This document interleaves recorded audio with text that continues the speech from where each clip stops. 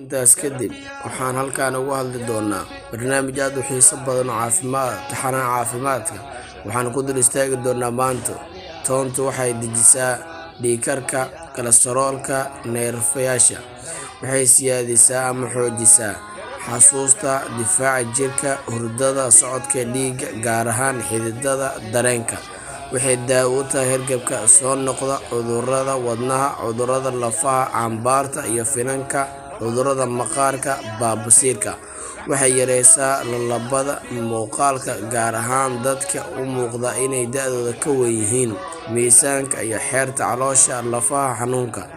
waxay u daran tahay qofka beerka xanuunsan, qofka dhiigbaxaya. waxaa la cunaa subaxii quraacda ka hor qofka oo baahan maalintii hal xabo. waxay fiican tahay in sideeda loo cuno ama la jarjaro sida kiniiniga loo liqo. waxay dishaa kana takhalustaa bakteeriyada, fayraska, gooryaanada caloosha.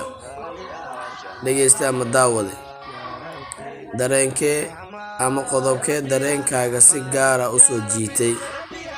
daawaday oo dhegeyste, haddii aad ka heshay muuqaalkan caafimaad, fadlan la wadaag asxaabtaada, la sii sheer garee si ay u gaaro asxaabo badan.